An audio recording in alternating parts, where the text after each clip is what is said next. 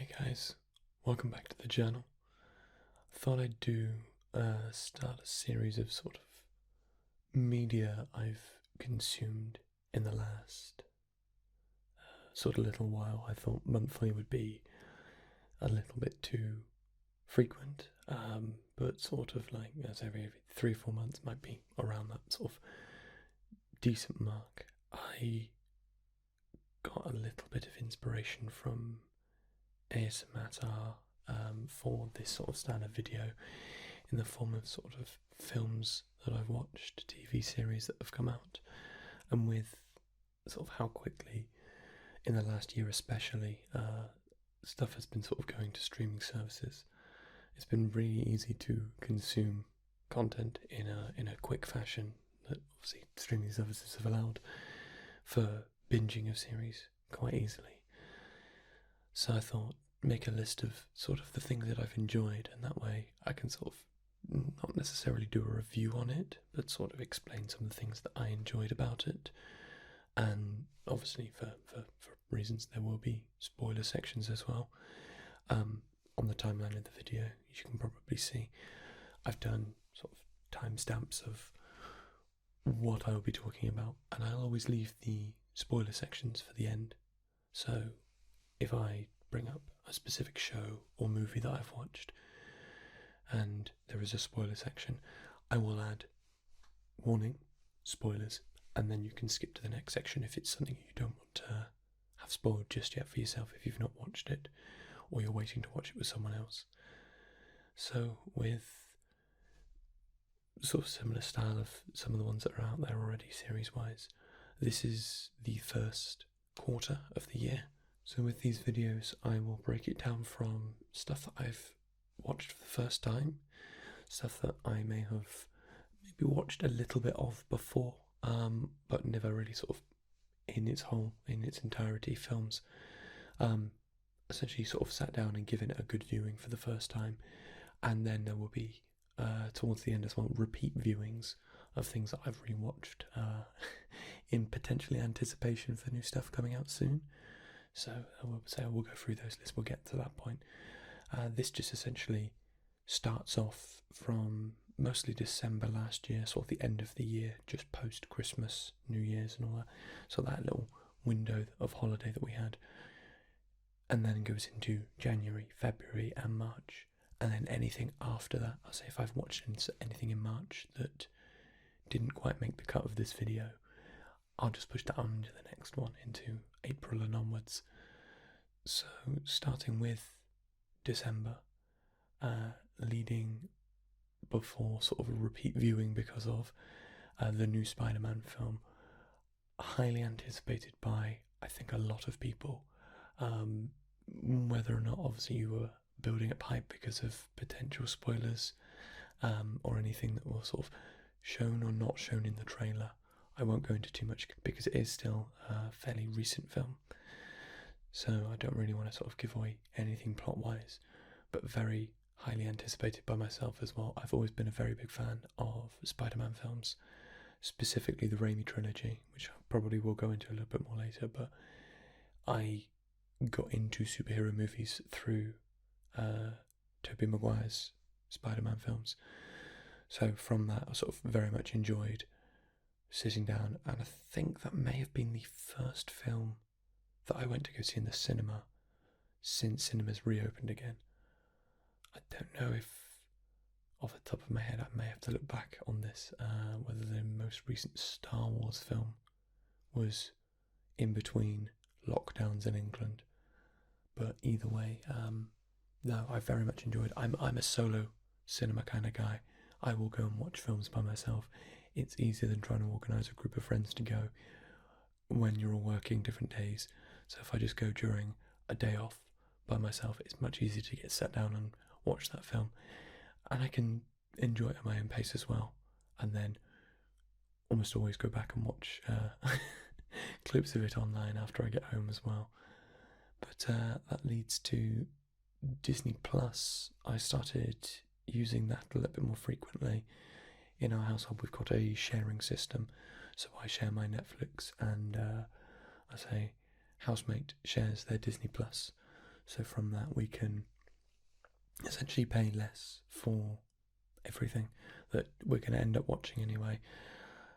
More sort of a tangent on its own, the way that a lot of these streaming services are going now, it's very much similar to sort of subscription services, so channel packs you get on satellite in America and sort of Sky TV in England.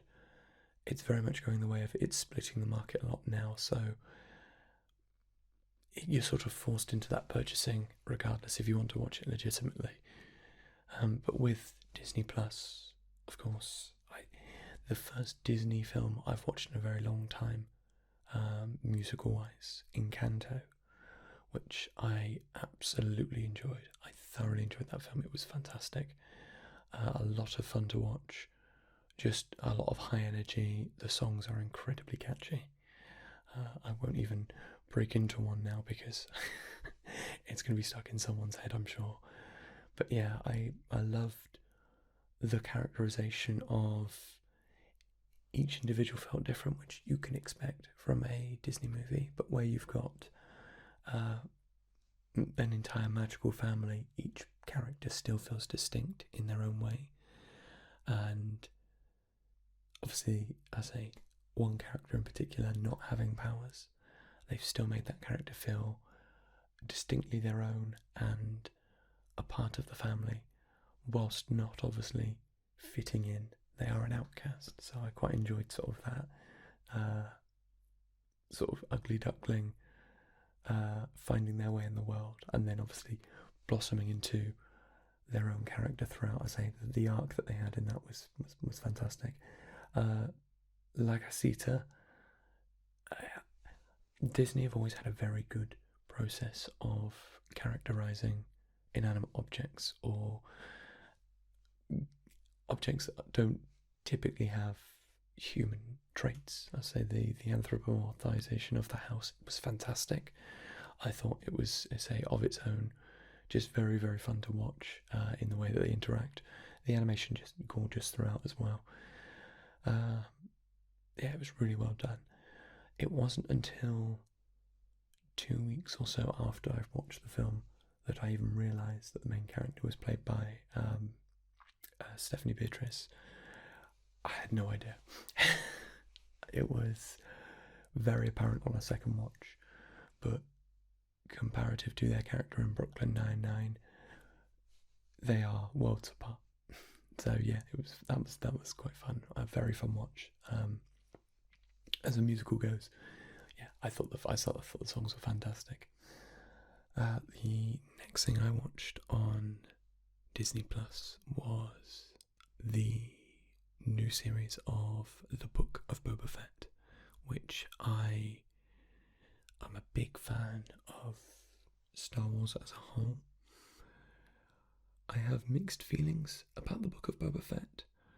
I really enjoy the return of Django and Boba's actor, and I thought he was utterly fantastic throughout. I also thought that the actress playing Fennec Shand was just a joy to watch, and from their introduction in The Mandalorian to where they are now, in the first episode especially, there's a big jump in the characterization of both of those people, in a sense that they're a lot more trusting, they balance each other out very well. I say their skills complement each other, where one is much more a marksman, the other is a little bit more hand-to-hand combat. The first episode definitely sort of sets the tone of the series, or at least sets a decent tone for the series that I don't think they follow through the rest of it. The cinematography and the soundtrack, or sound cues that they have in it, that's a soundtrack I guess, is very much well tied into The Mandalorian, and you can definitely tell that Jon Favreau was a part of this as well.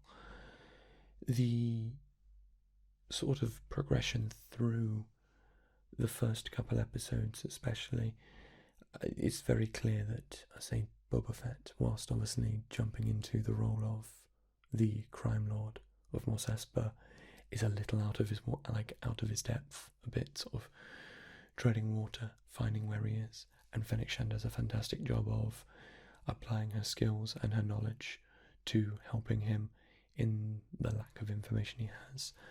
I think, same without going too far into the series and spoiling anything, the catch-up of Boba Fett's story from Return of the Jedi to where we are now with the series was quite well done, using a trope that's obviously overdone in a lot of series in the form of flashbacks or dream sequences.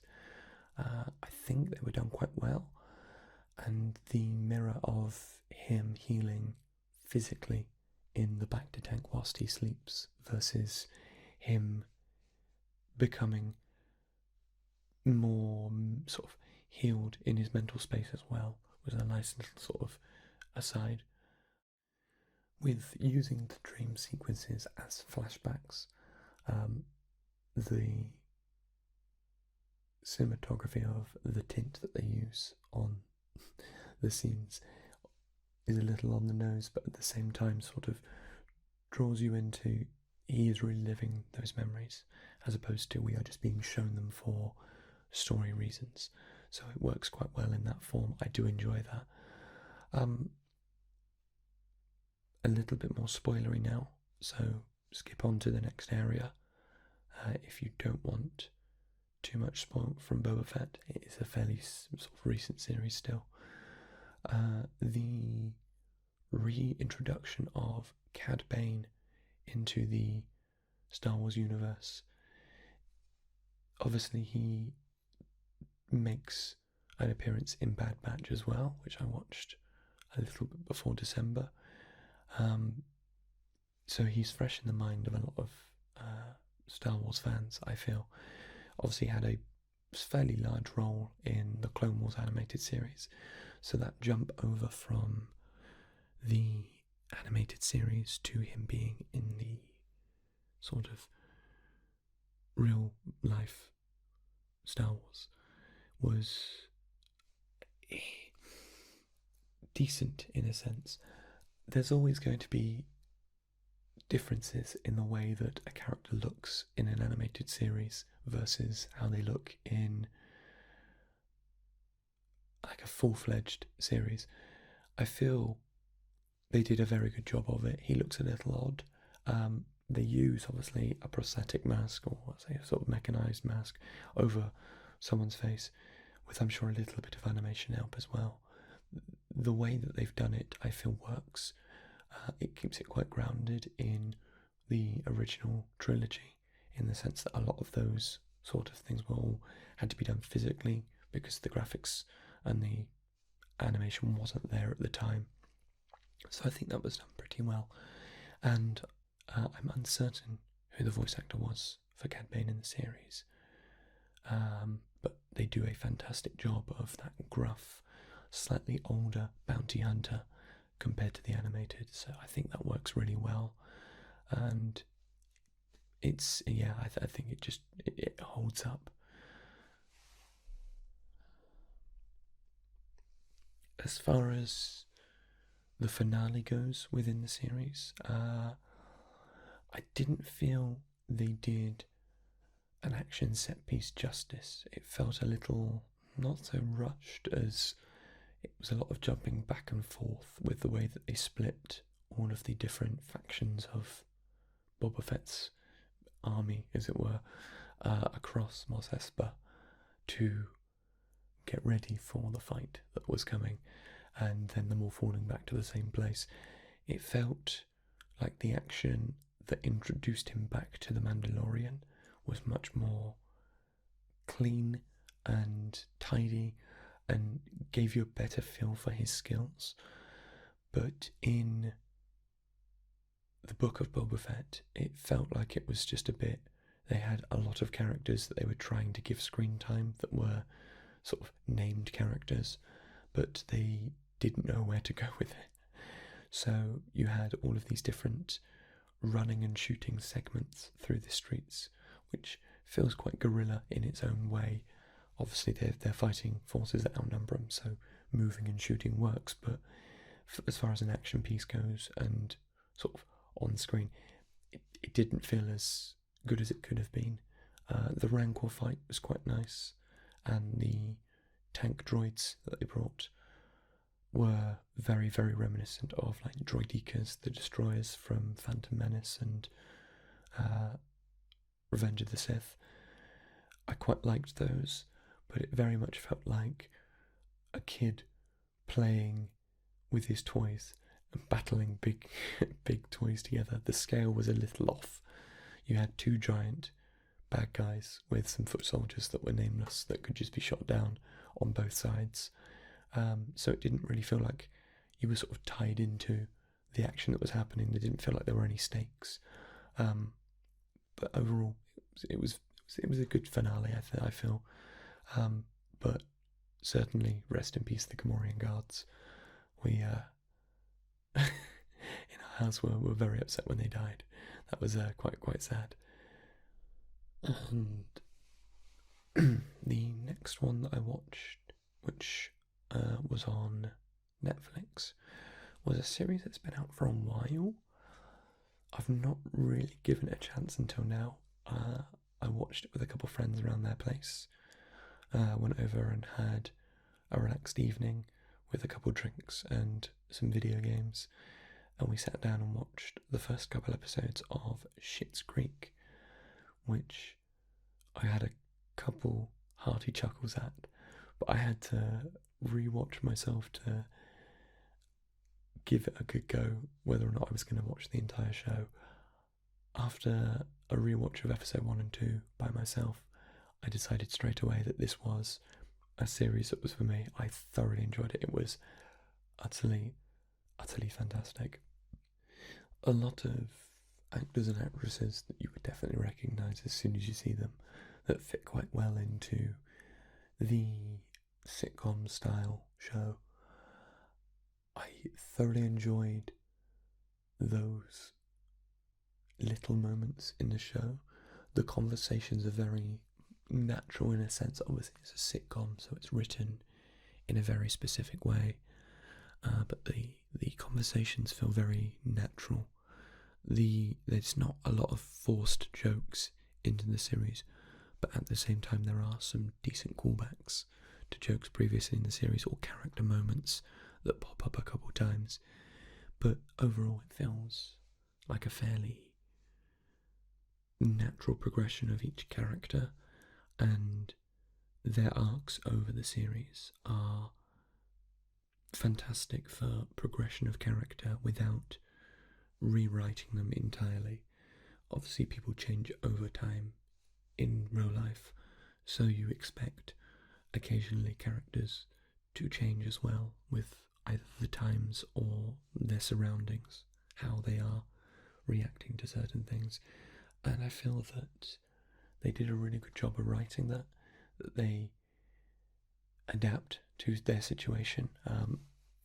A short synopsis of the show is: rich family lose everything and move to small quiet town, and it's sort of fish out of water in that respect, but it is how those characters change over time that really works to their benefit. They still retain all of their core traits, so say what makes them them, which I feel overall makes their sort of character arcs across the series feel so genuine that they haven't changed entirely. It wasn't until, again, afterwards I'd watched the show, and on Netflix there is a epilogue of sorts, an epilogue that is sort of the making of. It wasn't until I watched that 30-minute epilogue making of that it was pointed out that the writers intentionally did not write any homophobia into the show, despite there being a number of gay characters in the show. And it wasn't until that was mentioned that I realised that was the case, and I thought that is a really nice world that they have built, that the world could be like that maybe in the future. But it was just nice to have that sort of representation on behalf of, I say, those in the world that don't feel like they are shown on the screen, without the constant sort of negative of, well, there is homophobia in the real world, so it should exist in the show. It was nice to have that space that was away from that. And again, without sort of spoiling anything, one of the episodes that sort of really delves into a coming out story sort of had a resolution to it that not necessarily caught me off guard, but subverted my expectation in a really positive way. And it was nice to see that sort of story thread that has been used in shows all over not always go the same way. Without sort of saying too much, obviously, I don't want to name any names, but it was a really, really positive episode. I thoroughly enjoyed it, and it's one of those series that if you're looking to watch something that's just incredibly feel good, that is humorous, that definitely is something to sit down and watch. One of the things that I noticed or stood out to me is the way that they write. Typically, North American shows tend to be a little bit more blasé with swear words that Brits don't tend to use, or at least have different meanings here in England and other, I guess, English-speaking countries. And the weight of certain swear words is lost, I think, depending on your culture. I was speaking to a friend who obviously uses certain swear words or knows people who use certain swear words in Australia that have absolutely entirely different cultural meaning, or at least different weight behind them, whether or not it's used as an insult or, I say, just in general conversation, can be drastically different. And that goes for the same with sort of Schitt's Creek. They use F-bombs quite frequently in the show, but the weight that they use them with typically has a much more comedic value to it. It's not just dropped blasé in the middle of a sentence. It typically has a weight and punch behind it. So for a show that was, I think, direct to streaming service, you can get away with a lot more that you wouldn't be able to do on TV without dramatically limiting the audience that can watch that. Obviously, things with swear words and age ratings don't really tend to get looked at as much online, especially with streaming services. So that's a way of looking at it, I guess. But yeah, no, the entire cast, I say, incredibly lovable characters. You just want all of them to have a good time. But yeah, it really does subvert the classic North American comedy of being dragged out for far too many series and then dying a death because it's cancelled, because they've sapped all the life out of it. It ends at the perfect time. You could not have asked for a better ending, and maybe they'll do similar to other specials, similar to English sort of sitcoms, where they do a one-off episode.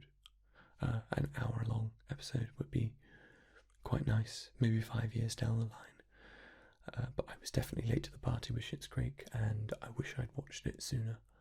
It is an incredibly feel-good, wonderful, just sitcom that I think will go down as one of the great North American sitcoms.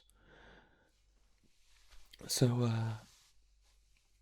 the next I'll go through fairly quickly. I'll probably do a little bit rapid fire with the next one at least, into another superhero movie. The Eternals by Marvel was okay. It wasn't great, it wasn't bad. It didn't leave any lasting effect on me.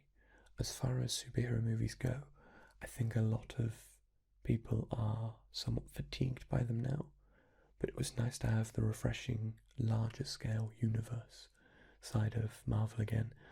Obviously, Endgame was the last one that we had with that, and we've had 3 series and a movie since then in the form of Spiderman, and the 3 Disney Plus series.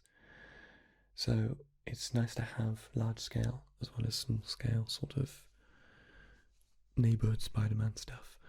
But the soundtrack was good. the original soundtrack I've thoroughly enjoyed. I can't say that I disliked any of the characters.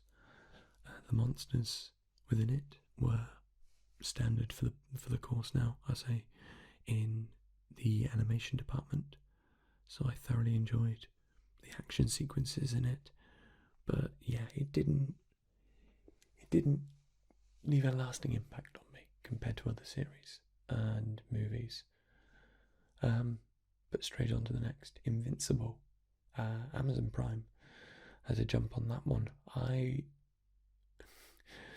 Typical Linden fashion, watched almost the entire series on YouTube first, in the form of Amazon Prime official YouTube channel clips, where you watch 6 minutes of an episode, and then by the time that you finish that week and you've had all your recommendations come up, you've basically watched the highlights of the series. So I thought I'd give it a go, and I'd watch the series proper. It was nice to see a little bit more of an adult take on superheroes again, without the Deadpool-esque sort of over-the-top appealing to adults and violence. But at the same time, it was different. I thoroughly enjoyed the animation, and it mixes serious and comedy moments very well together. Again, much to the same as some of the other series I've already mentioned. For a comic book adaptation, it definitely felt natural. The performances, especially by Steve Yeun, were fantastic. I really enjoyed the voice acting in it for actors that aren't necessarily voice actors. They've done a really good job of it. I imagine that they probably could have got some more voice actors. I know that is what a lot of people are crying out for at the moment, in the form of not every actor needs to be in everything, but those that were a part of the series were utterly fantastic. I don't think there's a single bad job done in the voice acting department. Everyone hits their marks perfectly and really gives the weight behind their character. Whilst I can't speak to the adaptation of the graphic novel, it very much does a good job of being its own thing. For someone who's not read any of that, it's still enjoyable to watch. It conveys a story very well, and each character that does go through sort of their growth throughout the series is written and, I say, acted well. I will go into more the spoiler stuff now, so again, check the bar underneath and jump to the next one. I don't want anyone being spoiled, but I think probably similar to myself, by this point you may have seen almost all of the memes online. I had seen pages from the graphic novel online before with no context to what they were, but that is further on from where the series ends. So I know a little about the story maybe going forward, or at least parts of the story. But it really does catch you off guard with the levity of a teenager or early 20s kid finding out he does have superpowers, and all of a sudden sort of trying his best to fit in with the world and make his own way through after watching his dad be a superhero for so long. They do a really good job of starting the series with the Mauler twins, and showing that this is a world that already has and is used to superheroes. So going through and having the Guardians of the Globe fighting alongside Omni-Man, only to then jump to the end of the episode and have Omni-Man very graphically pull apart the team. It very much changes the tone of the show from what you're expecting if you don't know what you're going into. I think it has a very, very good tonal shift in that scene that then can be carried on through, and it establishes that very well. The middle of the series, where Invincible fights Machine Head's goons and all of the bad guys in his high-rise, I think does a good job of characterising him and how he is going to proceed from being a brand new superhero, very, very sort of wide-eyed and innocent as far as the world goes at large, to all of a sudden fighting a battle against very strong supervillains, and realising that unfortunately being a superhero is not fun and games. The struggle that he goes through in regards to obviously seeing other heroes go down really does characterise us. He is not happy. He's not here to let anyone get hurt. And then that following through later on to the reveal that his dad is a bad guy, and he realises that he doesn't care about the Earth, sort of solidifies his position of, I am not letting this go. This is my planet, my people. I'm going to protect them. And I think the flashbacks of him going to the baseball game show that he does care, but obviously beating the shit out of your kid is not a great thing to do as a superhero or even supervillain. So yeah, the disappearance of Omni-Man at the end of the series sort of plays off sort of a little bit of mystery, what is going to happen next. And yeah, I say the series ramifications of what is actually going to happen as a superhero, his responsibilities. From there, next we have The King's Man. So again, I watched this on Disney Plus, I think it was. I don't really have a lot to say about this. I didn't watch the second Kingsman film. I watched the first one. I thought, as far as James Bond-esque comedy action style spy thrillers go, the first Kingsman was a decent enough film. I never really got around to watching the second one because I just wasn't interested. The first one wasn't enough of a pull to get me into the second. But the King's Man prequel, yeah, good action, comedic moments enough throughout.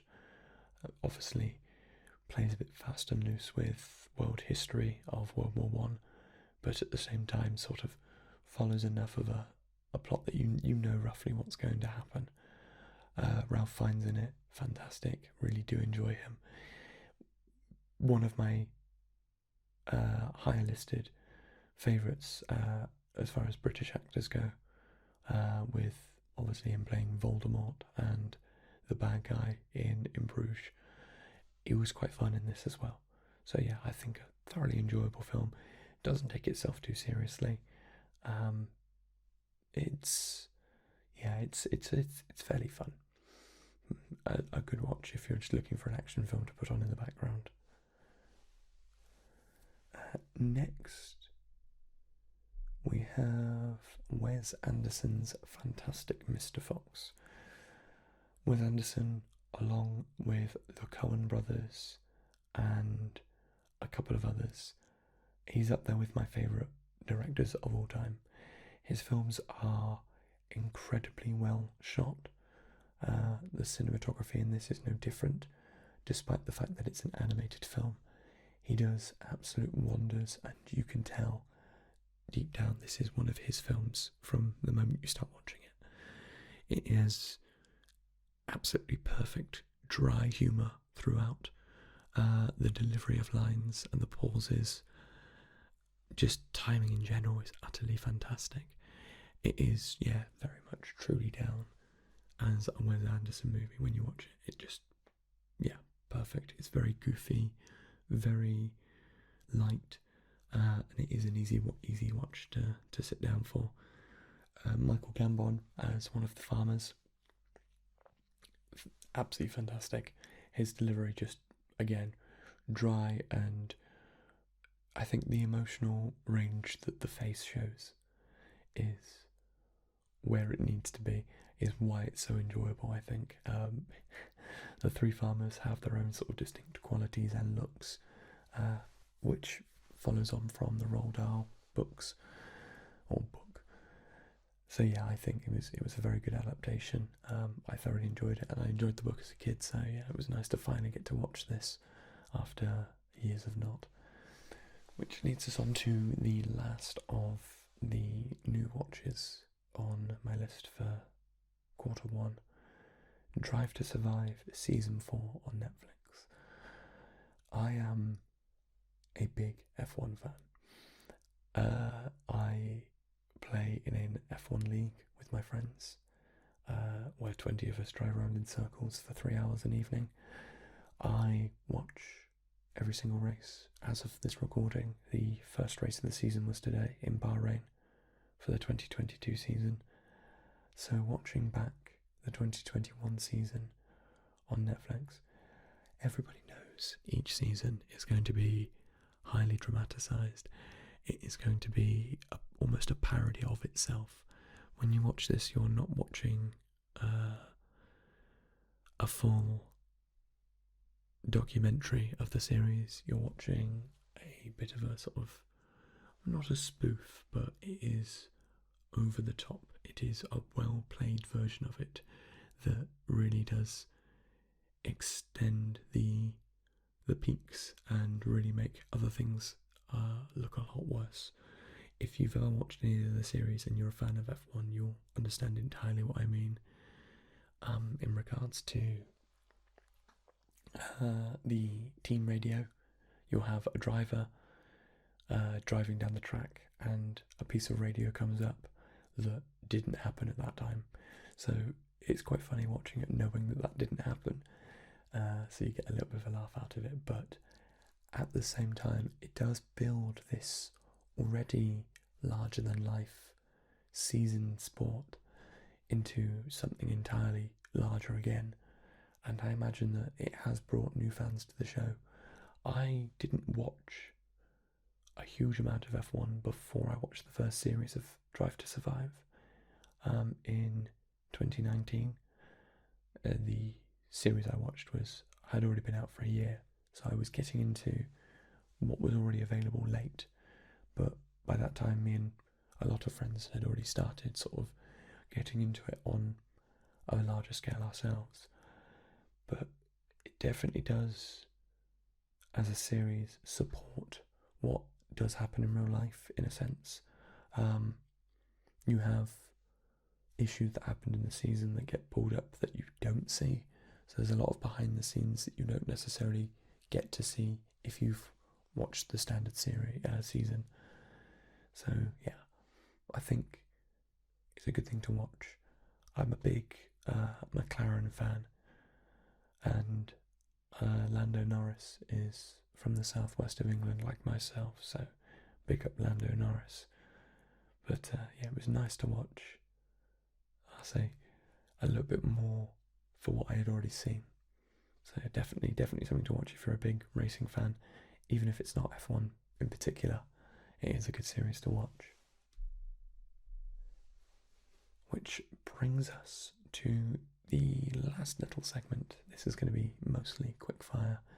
This is repeat watches. Comparative to usual, I am a big fan of watching series that I've watched a number of times, over and over again, whether that's The Office or Parks and Recreation. I quite like having Marvel film binges, where I might watch everything in a specific series. So I might sit and watch all 3 Iron Man films in a day. But this quarter, I've not really watched a lot of stuff over and over again. A lot of my stuff that I've watched this time round has been new, which is different for me. But at the same time, yeah, getting through a lot of older series that I haven't watched was, a big thing. Unfortunately, I caught COVID just after New Year's, and I was home for the first 2.5 weeks almost of January. So getting through a couple of series was quite nice that I've not watched before. But I did end up watching, in anticipation for the new series of Better Call Saul, I watched every other series again to bring it back. So I had all of that fresh in my mind. Later for, I think, fairly soon. I don't think it's that far away. I know that the last series, which is the one that we're going into, will be split in half. So I'm expecting a fair amount of